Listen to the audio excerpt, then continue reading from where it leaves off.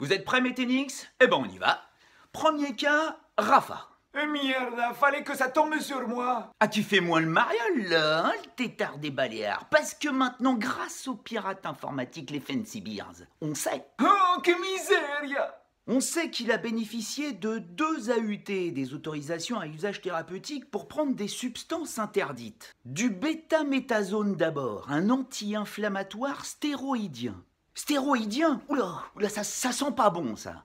Et ça sert à quoi? Ben ça sert entre autres à soigner les tendinites. Il en a pris du 23 au 25 septembre 2009, une période pendant laquelle il ne jouait pas de tournoi. Et à une époque où, souvenez-vous, il avait perdu pour la première fois à Roland-Garros et il n'avait pas pu jouer au tennis jusqu'au mois d'août. Tout ça à cause de quoi?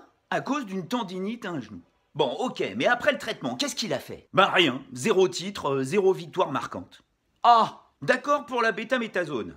Mais il a pris quoi d'autre? Du tétracosactide, un corticostéroïde qu'on utilise généralement pour soigner les pathologies articulaires, comme le genou. Il en a bénéficié pendant 10 jours, du 30 juillet au 8 août 2012. À ce moment-là, Rafa ne joue plus au tennis depuis sa défaite au 2e tour à Wimbledon.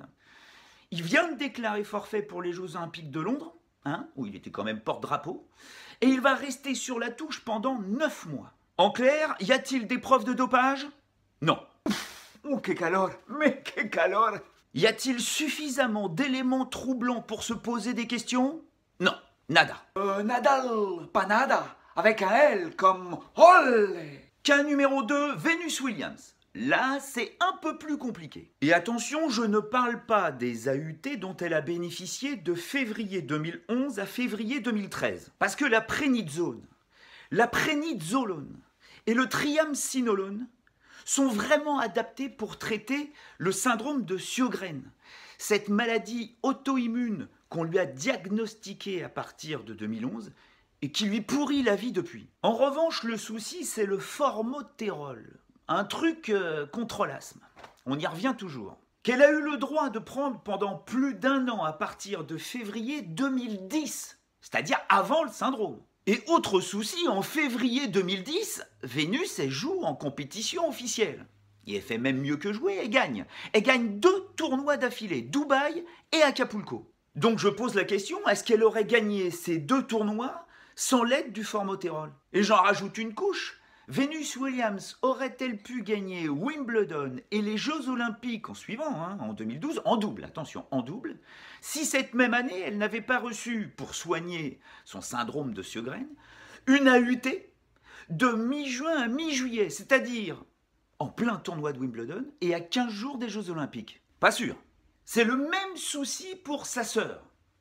On a un peu plus gros. Cas numéro 3, Serena. Qu'elle ait pris de l'hydromorphone, proche de la morphine, entre octobre 2010 et mars 2011, alors qu'elle ne joue pas au tennis. Elle est éloignée des cours, elle s'est coupé le pied dans un restaurant et derrière, elle s'est fait une embolie pulmonaire. Ok, ça se comprend. Qu'elle ait eu l'autorisation de prendre de l'oxycodone, un antalgique de la famille des opioïdes, et de la prednisone, un anti-inflammatoire stéroïdien. Tout ça du 10 au 17 novembre 2014 alors que la saison est terminée. Ok, il n'y a plus de tournoi.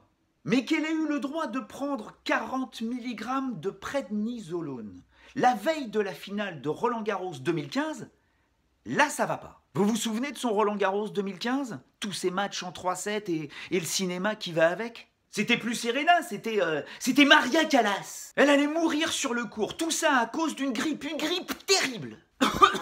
À tel point qu'elle demande une AUT la veille de la finale de Roland-Garros pour pouvoir prendre de la prednisolone. Et Stuart Miller, le docteur assermenté dont j'ai parlé dans la vidéo précédente, te signe ça les yeux fermés. Sauf que la prednisolone ne soigne pas la grippe. C'est un corticoïde qui te permet de dépasser le seuil de la douleur et de la fatigue. Et que 40 mg la dose qu'elle a le droit de prendre, c'est 8 fois la dose normale.